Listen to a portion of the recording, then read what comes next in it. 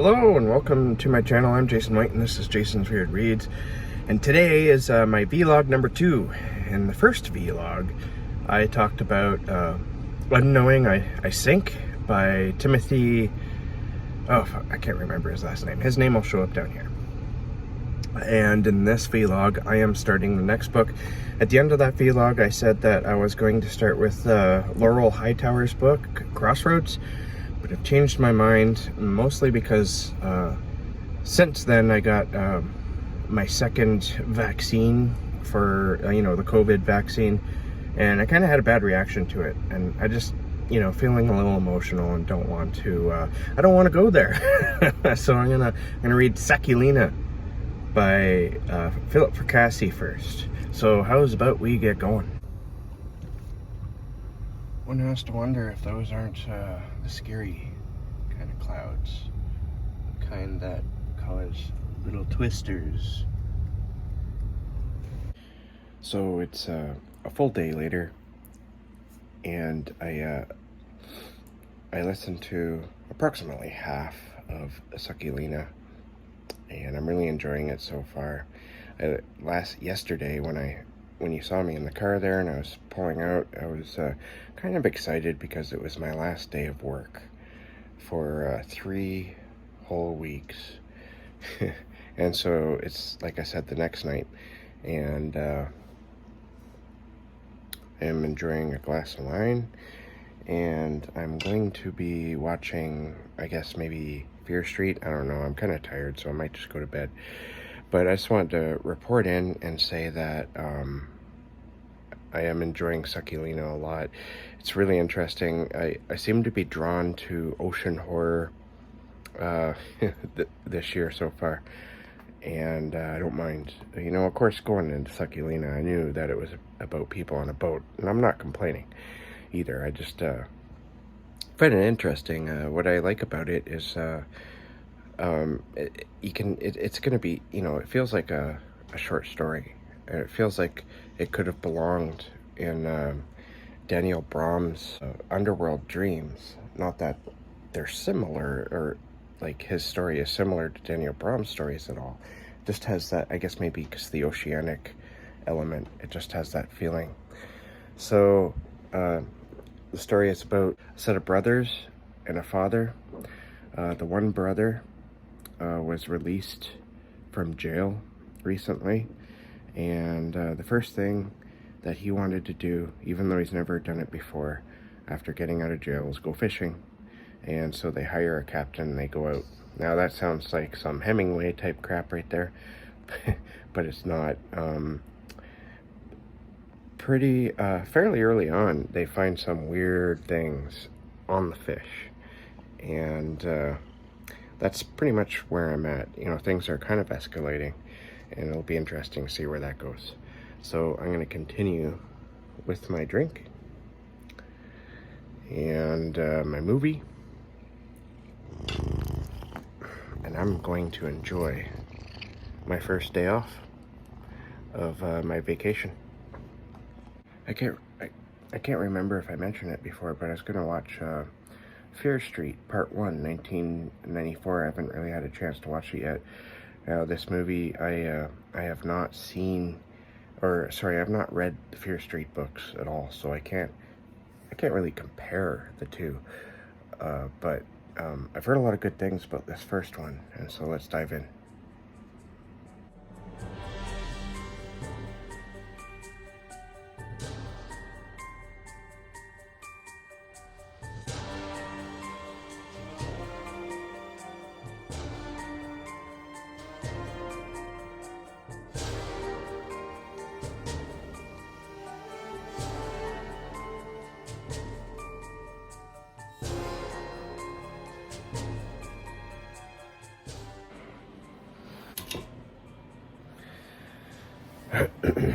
So, I can't sleep. It's one thing I don't like about vacation, because if I'm not at work or I'm not working, my job can be somewhat physically demanding, and so just being there, I like to joke around that my job will suck the life out of you. because it does. I have absolutely no trouble sleeping when I'm working. I'm on like my third or fourth day here on vacation, and I've had trouble sleeping since starting. Hey, Charlie.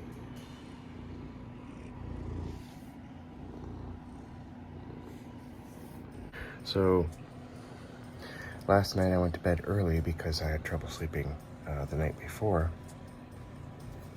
And I only got like 5 hours that night.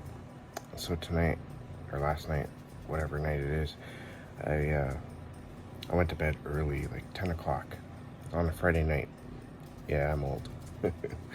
But, so I went to bed at 8 o'clock thinking I'd get a nice 10-hour sleep, get up early. And, well, I certainly got up early. It's 2 o'clock in the morning now. And I woke up absolutely wide awake, as though I had a full night's sleep. Yeah.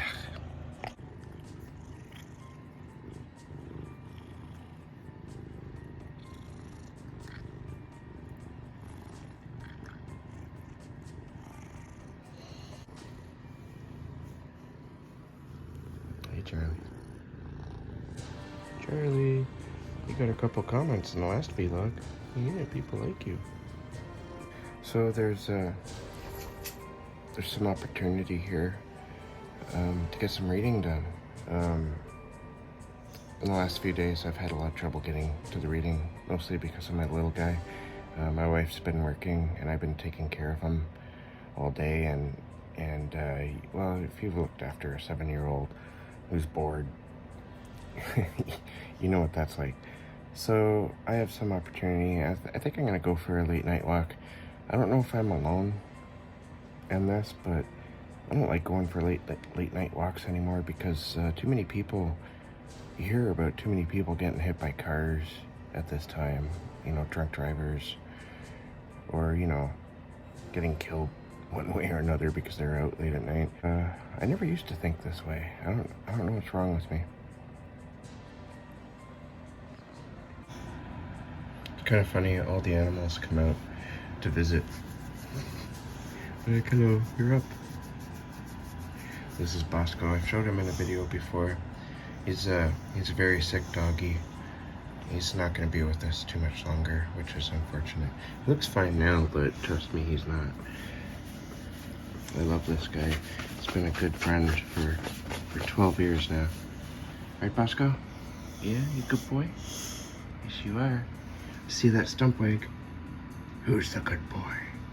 Bosco's a good boy? Of course, you stop wagging that stump. There we go. To say that I'm behind on my reading isn't to say I haven't been reading at all. I want to mention that this right here, this collection, 50 classic horror stories, I've only listened to one story of this so far. It's by Algernon Blackwood. Whispering, now almost shouting, mixed with sobs and solemn oaths and frequent appeals to the deity, somehow or other struck the false note at the It's pretty good. I like the narration. His voice is very sharp, and he makes it easy to pay attention to him. And of course, Sacculina, right here. He looked at Chris, who was already reaching. Now the other. That narrator sounds a lot like John Padgett. It's not him. I remember seeing the narrator's name, and it wasn't John Padgett, but sounds like him. Anyways, I'm about halfway through Sacculina, and things are picking up. There's some interesting things going on with barnacles, and growths, sea growths, attaching when they shouldn't to boats and human flesh. We'll leave it at that. But yeah, I'm really enjoying this book. I kind of find it interesting how this summer, I think I mentioned this, but this summer has really been like the theme of the ocean. Ocean stories has haunted my summer so far. and that's a good thing.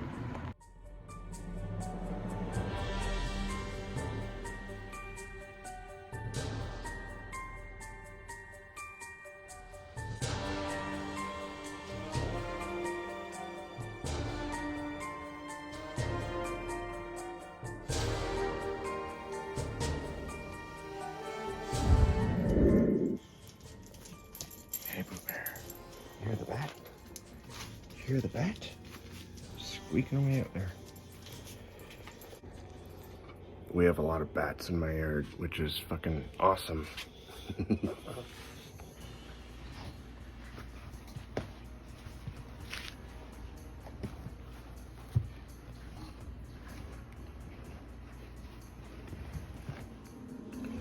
I also want to mention before I go for my walk that I've been checking out this channel a lot lately.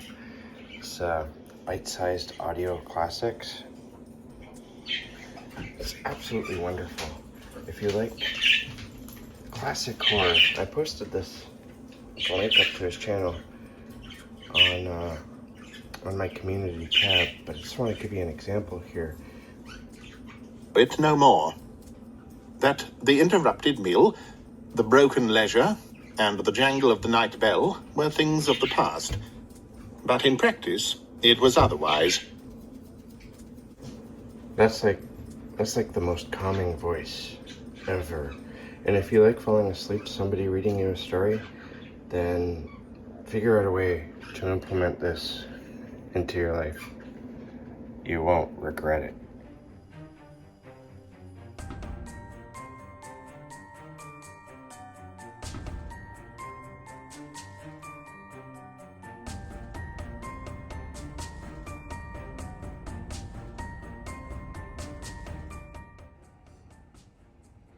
All right, we're ready to go.